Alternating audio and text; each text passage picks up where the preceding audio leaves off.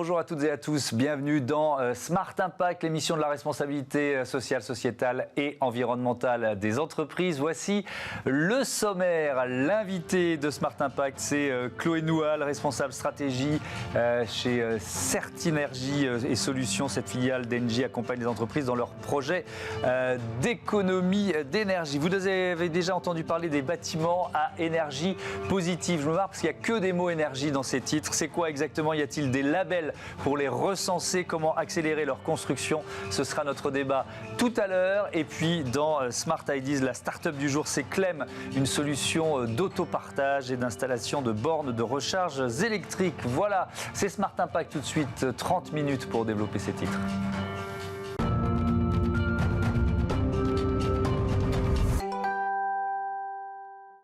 Bonjour Chloé Noual, bienvenue. Bonjour. Vous êtes donc responsable stratégie chez Certinergie et Solutions. C'est une entreprise qui a été créée en 2008. C'est quoi le métier, l'ambition de cette entreprise ? Alors, Certinergie et Solutions, ça a été créé en 2008 pour accompagner les consommateurs d'énergie, quels qu'ils soient, à faire des économies d'énergie. L'objectif en 2008, c'était d'accompagner donc les consommateurs à utiliser un dispositif qui venait d'être créé, qui s'appelle le certificat d'économie d'énergie, pour réaliser des projets à moindre coût. D'accord. Et puis finalement, on se rend compte que dans ce cadre-là, vos partenariats, ils vous mènent évidemment avec beaucoup d'entreprises. Tout à fait. Alors en fait, on s'est recentré sur l'ensemble des personnes morales, que ce soit les entreprises privées, les industriels, les acteurs publics comme les collectivités. Et aujourd'hui, on va les accompagner à faire des économies d'énergie, donc à travailler sur l'efficacité énergétique et aussi de plus en plus sur la décarbonation. 120 millions d'euros de chiffre d'affaires, 150 salariés, 3 bureaux, on l'a vu à Paris, Angers et Milan. Alors vous n'y étiez pas en 2008, mais évidemment la transition énergétique, la transition écologique, aujourd'hui c'est au cœur, on le voit dans cette émission tous les jours, au cœur de la stratégie des entreprises. C'est plus facile de les convaincre aujourd'hui. C'est plus facile de les convaincre, c'est plus facile de leur faire comprendre de quoi on parle. Parce que c'est vrai que quand on parle d'économie d'énergie, historiquement, c'est pas forcément très instinctif. Donc aujourd'hui, on arrive à parler efficacité énergétique, on arrive à parler décarbonation, à distinguer l'un et l'autre et à accompagner les clients qui sont de plus en plus demandeurs, notamment avec l'actualité réglementaire, comme le décret tertiaire, à faire des économies d'énergie. Alors, on va faire un peu de pédagogie. Économie d'énergie, décarbonation, c'est quoi la différence? Alors, économie d'énergie, c'est je prends mes consommations et je les réduis. Si je consommais 100, je consomme 80. Décarbonation, c'est je consommais 100 gris et demain, je consomme peut-être 80 verts. Donc en fait, je change ma source d'énergie au départ.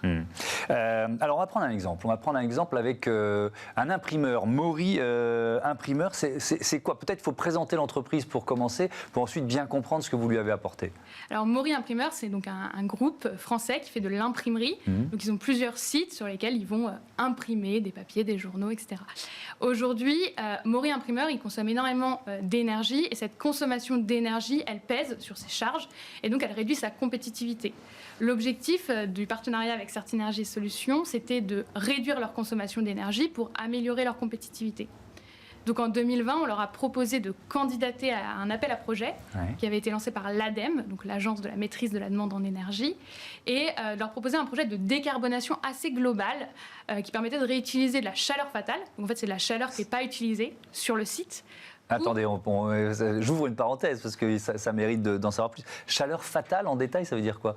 La chaleur fatale, c'est la chaleur qui ressort des process de l'industriel et qui n'est pas utilisée. C'est de la chaleur souvent à très haute température et donc qui est perdue, qui s'en va aux petits oiseaux pour l'image et qui pourrait être réutilisée pour réduire les consommations d'énergie de l'industriel. Donc ça, c'est l'un des axes de votre proposition. Comment ça se met en place ? Alors très concrètement, on a proposé donc à Mori Imprimeur de récupérer cette chaleur fatale présente sur site pour alimenter une première machine qui va venir faire de l'électricité. L'électricité, elle est autoconsommée sur site, donc forcément l'industriel réduit ses consommations. Et ensuite, cette chaleur fatale redescend dans une autre machine qui permet de faire du froid, et donc qui va venir alimenter les groupes froids présents sur le site. Et donc, dans ce cadre-là, pour bien comprendre le rôle joué par l'ADEME également, ça veut dire quoi? Ça veut dire que vous faites en sorte que leur dossier soit potentiellement lauréat parce que ça permet de lever des fonds, c'est ça? C'est ça. En fait, donc, dans le cadre du plan de relance lancé l'année dernière par le gouvernement, il y a eu une partie de l'argent qui a été fléché vers la décarbonation de l'industrie. On entend beaucoup parler en ce moment. Ça se traduit par des appels à projets, notamment de l'ADEME. Et donc nous, on a accompagné Maury Imprimeur à candidater. On a candidaté en notre nom pour avoir des financements via le plan de relance qui permettent de réduire le coût du projet. Il y a aussi un contrat de performance énergétique, c'est ça? C'est global ce que vous proposez dans ce partenariat? C'est ça, en fait, sur l'ensemble du projet proposé de récupération de chaleur fatale, on s'engage sur des économies d'énergie par le biais d'un contrat de performance énergétique. Et donc, on porte l'investissement, on se rémunère aux économies d'énergie, on garantit à l'industriel des économies d'énergie réelles et dans la durée, et on propose un projet innovant aidé par l'ADEME. Alors, ça peut permettre de faire quel montant d'économie d'énergie, et puis même en termes de budget à une entreprise comme celle-là? Alors c'est un projet d'un peu plus de 3 millions d'euros aujourd'hui, donc on parle d'un projet qui va être porté financièrement par Certinergie, donc avec l'aide de l'ADEME et les certificats d'économie d'énergie.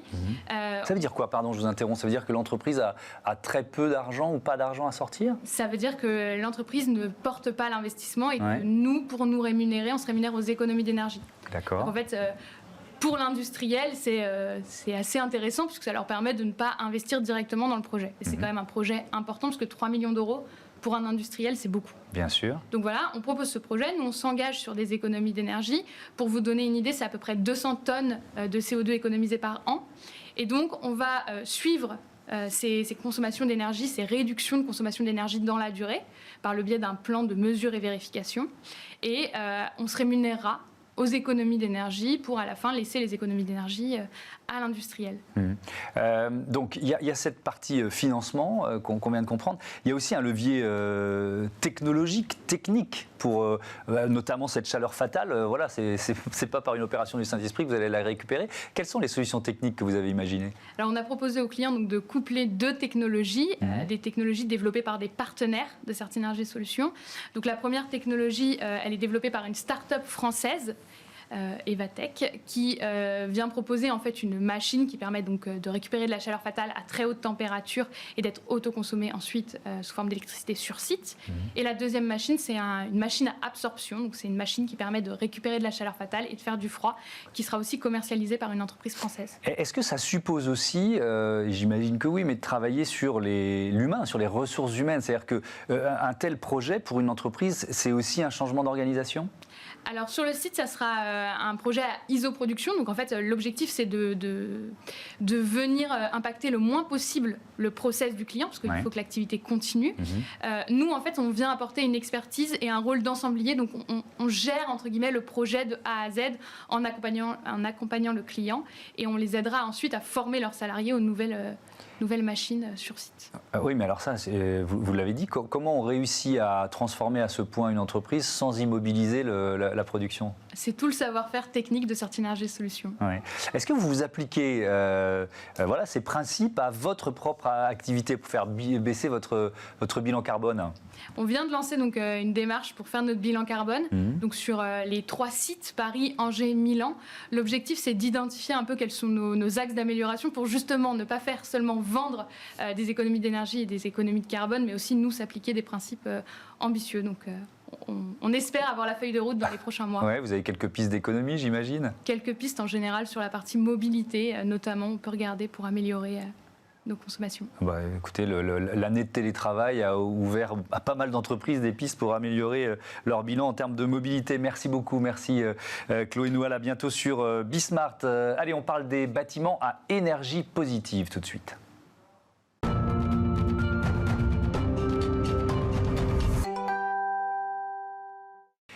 Les bâtiments à énergie positive, y a-t-il des labels pour les recenser? Comment accélérer leur construction? C'est le débat de Smart Impact avec Dominique Naert. Bonjour. Bonjour. Bienvenue, vous êtes directeur du master spécialisé exécutif immobilier et bâtiment durable de l'école des ponts ParisTech. Et puis Dimitri Carbonel, président de Livosphère. Bonjour Dimitri, en quelques mots, Livosphère, c'est quoi? Ça accompagne vraiment les entreprises dans le domaine de tout ce qui est innovation durable et innovation numérique, et de réaliser des projets vraiment de bout en bout, comme un architecte d'une certaine manière. Alors, ces bâtiments à énergie positive, déjà la définition, c'est quoi? Alors c'est une définition très simple, c'est un bâtiment qui produit plus d'énergie qu'il n'en consomme. Donc voilà, en fait, on va avoir une obligation à partir de 2022, du 1er janvier 2022, à créer, à réaliser des bâtiments qui produisent plus d'énergie qu'ils en consomment personnellement. Ça veut dire que tous les bâtiments neufs devront répondre à ce cahier des charges ? Absolument. Ouais. Donc c'est un chantier majeur. Aujourd'hui, Dimitri, je ne sais pas si vous avez la réponse, mais ça représente quoi dans les projets, les bâtiments à énergie positive ? À ma connaissance, après vous pourrez me dire si je me trompe ou pas, mais il me semble que c'est plusieurs centaines, mais effectivement avec l'obligation en France en tout cas, mais avec l'obligation qu'on va avoir, notamment l'RE 2020, on devra avoir une augmentation de ce type de bâtiment. Je pense que aussi c'est important parce que il faut aussi se projeter dans le futur et on aura besoin de plus en plus de ce type de bâtiments, notamment pour faire face à peut-être des pannes d'électricité ou d'autres choses. Voilà. RE 2020, la nouvelle réglementation environnementale. Dominique Naert, l'école des ponts ParisTech a construit l'un de ces bâtiments à énergie positive, mais vous étiez des pionniers, puisque c'est ce bâtiment baptisé Coriolis, c'est ça, sur le site de Champs-sur-Marne. C'était quand ça ? Et c'était en 2013, en fait, il a été inauguré en 2013, donc étudié autour de 2009-2010, réalisé autour de pour 2012-2013. Ouais. On voit quelques photos. Qu'est-ce qu'il a de particulier ? Alors, il a de particulier qu'au départ, le bâtiment devait produire 32% de plus d'énergie qu'il n'en consommait. À l'arrivée, c'est pas exactement ce qui est arrivé, mais en fait, on est toujours en énergie positive. Il y avait aussi plusieurs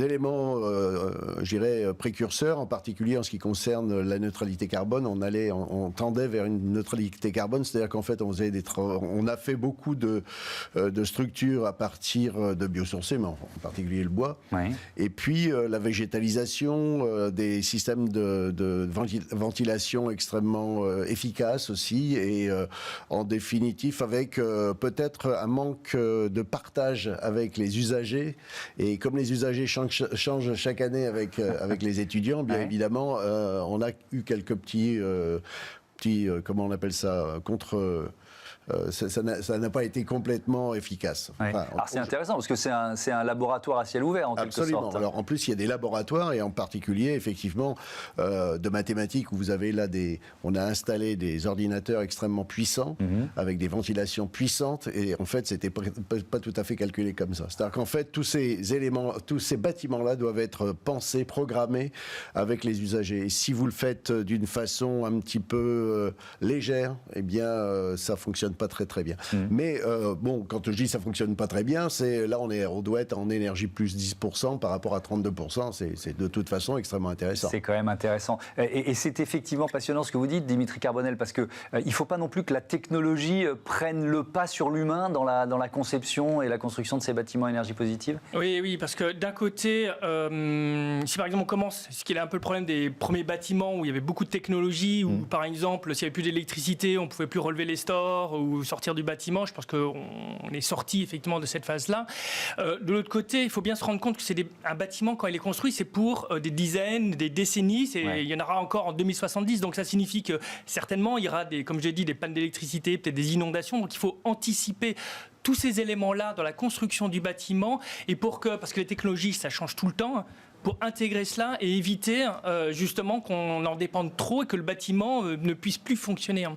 Et il faut bien sûr intégrer aussi l'évolution des comportements, l'évolution des personnes. Oui, mais la technologie, elle est indispensable parce qu'ils sont forcément plus complexes que les bâtiments classiques, Dimitri, ces bâtiments à énergie positive. Oui, alors... parce que, je sais pas, mais on intègre quoi ? On intègre des panneaux solaires, on a une architecture qui tient compte de l'orientation, et il y a quoi d'autre d'ailleurs ? On peut faire la liste. Hein. Oui, en fait, je pense qu'il faut bien faire un bon équilibre. D'un côté, on va avoir beaucoup de panneaux photovoltaïques notamment, mais aussi par exemple des matériaux qui vont pouvoir absorber l'énergie du soleil et qui vont le restituer. On va avoir aussi des volets par exemple qui vont pouvoir augmenter ou descendre ou monter en fonction de la température. Donc effectivement, il va y avoir de la technologie. Tout le point, ou pour alerter aussi, par exemple, un utilisateur que, grosso modo, il est parti depuis un certain temps, il faudra peut-être arrêter le chauffage.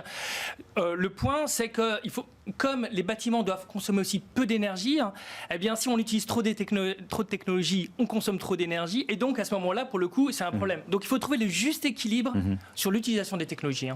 Dominique Naert, inventer les bâtiments de demain, c'est le rôle de l'école des ponts ParisTech, entre autres. Entre autres. Ouais, ça fait partie des missions. Oui, ça fait partie de nos missions, mais à la fois, c'est aussi la mission des écoles d'architecture, on va dire de toute la chaîne des métiers du bâtiment, y compris des gens de métier, c'est-à-dire par exemple les compagnons, si je puis.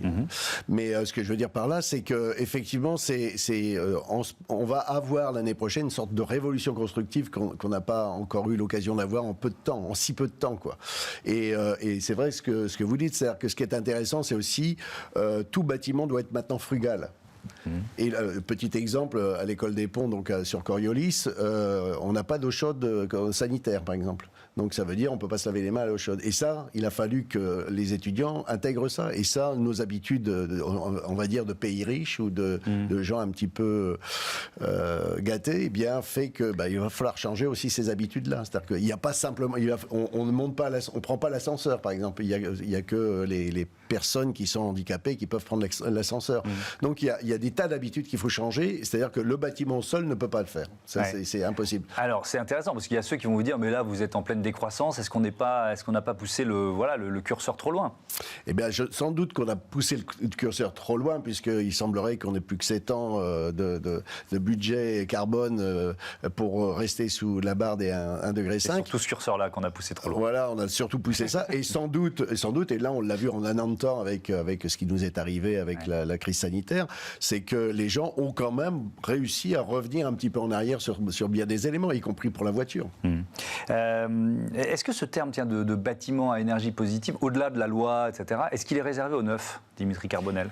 Ou est-ce qu'on peut transformer, je vais dire, un immeuble haussmannien en bâtiment à énergie positive? Alors, c'est impossible de transformer un bâtiment haussmannien. En plus, on le défigurait, ce qui serait quand même un peu dommage. En revanche, il y a pas mal de technologies ou de solutions, même pas nécessairement qui peuvent être utilisées dans des bâtiments haussmanniens ou d'autres, que ce soit par exemple sur l'isolation des fenêtres ou peut-être effectivement dans certains cas des panneaux photovoltaïques, ou simplement encore alerter les personnes quand elles partent que il faut arrêter effectivement l'utilisation. Donc il y a des technologies qui peuvent être utilisées, qui sont utilisées dans les bâtiments à énergie positive, qui peuvent être après derrière utilisées pour ces bâtiments-là, d'autant plus qu'après on a industrialisé un certain nombre de ces solutions pour que ça soit économique et que ce soit pertinent aussi. Il y a des labels, des normes internationales en la matière? Oui, en France, en tout cas, il y a BPOS, et puis après BPOS maintenant, c'est BPOS 2020. Il y a aussi F-Énergie, d'autres labels qui effectivement, non seulement ont pour objectif d'avoir de l'énergie, je crois que maintenant c'est plus de 20% au-delà de la consommation, mais aussi on a pour s'assurer d'éléments comme la qualité de l'air, aussi de l'impact carbone, mais du début jusqu'à la fin. Donc ça veut dire on va intégrer aussi la démolition du bâtiment pour éviter évidemment qu'il y a trop d'émissions de carbone qui soient émises, et idem pour la partie amont. Dominique Naert, est-ce qu'il y a des innovations, des nouveaux matériaux sur lesquels on travaille, vos ingénieurs sont en train de travailler? Alors des nouveaux matériaux, en fait, on s'aperçoit que là on travaille beaucoup sur la terre, par exemple. Alors en fait, le principe c'est que, et c'est assez amusant parce que en fait on réintègre, ou on réhabilite des matériaux anciens. Donc la pierre, on voit maintenant de plus en plus d'immeubles en pierre se réaliser sur Paris, mais c'est pas simplement. La terre est un matériau qui est réhabilité, mais en plus, évidemment, on y rajoute un petit peu d'adjuvants qui sont intéressants pour pouvoir les rendre encore plus, on va dire, solides. Voilà. Mais ce qui est assez intéressant, par exemple, je voyais Saint-Gobain l'autre jour, un des directeurs généraux de Saint-Gobain qui est en charge aujourd'hui de la construction terre. Tu me dis, pourquoi de la construction terre chez Saint-Gobain? Tout simplement parce qu'à un moment donné, à partir du moment où on met des produits carbonés, puisque quand vous avez du verre, c'est carboné ou encore connecté, eh bien, il faut trouver des supports qui ne soient pas carbonés. Donc, eux s'intéressent aussi à ces sujets-là. Donc, ce qui est intéressant, c'est non seulement d'avoir des matériaux anciens qu'on réhabilite, mais aussi des matériaux nouveaux qui, au bout d'un moment, doivent permettre d'atteindre et en tout cas des systèmes qui permettent d'atteindre des objectifs très intéressants en termes d'énergie. Et puis on se place aussi dans l'économie circulaire finalement avec cette logique, Dimitri, pour conclure. Oui, parce qu'en termes par exemple d'impact carbone, eh bien on va privilégier des sources l'exemple de la Terre est parfait, hein, où on va prendre des bâtiments qui ont été démolis, on va prendre les gravats, on va les réutiliser à l'intérieur du bâtiment. Ça évite, par exemple, de produire du béton qui est extrêmement consommateur ou émetteur plutôt de CO2. Idem, y compris, par exemple, c'est la Maison des Canaux qui ont complètement rechangé, transformé leurs bâtiments en réutilisant, par exemple, les panneaux en bois pour en faire des meubles, même la moquette qui a été utilisée plutôt que des bâches pour les protéger. Enfin, tout a été pensé, imaginé pour que ça soit circulaire. Et vraiment, le bâtiment à énergie positive, c'est aussi ça. C'est vraiment d'utiliser au maximum les éléments circulaires. Merci beaucoup. Merci à tous les deux d'avoir participé à ce débat. On passe à Smart IDs, l'autopartage au programme. Smart IDs avec BNP Paribas. Découvrez des entreprises à impact positif.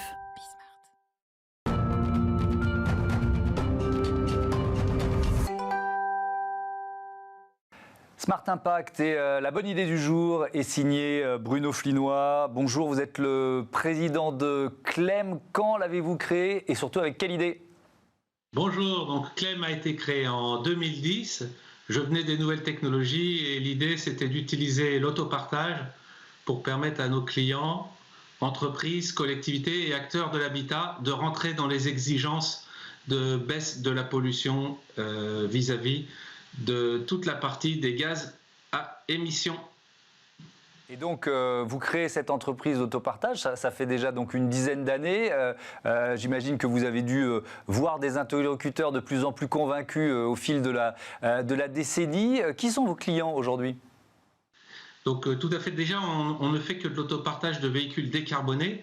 Donc aujourd'hui ça paraît une évidence pour tout le monde, mais en 2010 les gens se demandaient, bon, le véhicule électrique, est-ce que ça marche, est-ce que ça sert à quelque chose? Donc aujourd'hui tout le monde est vraiment convaincu que ça fonctionne. L'autopartage, ça réduit le nombre de voitures, et le fait de les faire en électrique, eh ben, ça réduit la pollution sonore et donc toute la pollution liées aux émissions thermiques. Et aujourd'hui, nous adressons essentiellement les collectivités territoriales qui ont déjà souvent des flottes de véhicules électriques, et donc nous leur proposons comme premier geste de les partager.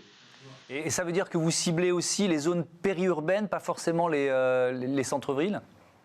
Alors nos études ont démontré effectivement que là où il y a un service de transport en commun efficace, il y a moins besoin donc de véhicules électriques partagés. Donc nous sommes plutôt la mobilité du dernier kilomètre. Nous sommes souvent en gare de RER ou de train, et donc nous ciblons les territoires périurbains et ruraux, là où la mobilité est vraiment nécessaire et on ne peut pas faire que des transports en commun.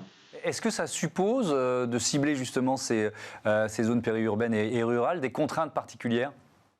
Oui, tout à fait. Donc l'autopartage sur les territoires périurbains et ruraux, c'est très différent de ce que on a appris dans Paris quand il y avait Autolib. Donc on n'est pas dans une mobilité où on prend une voiture n'importe où, on la laisse n'importe où.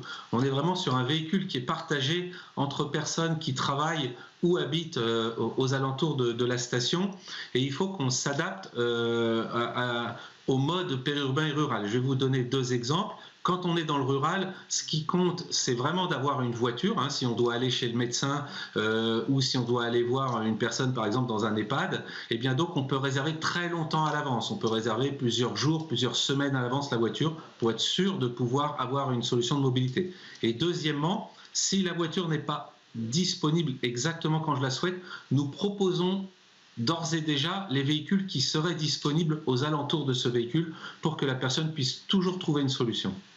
Ça veut dire que vous installez aussi les bornes de recharge électrique ?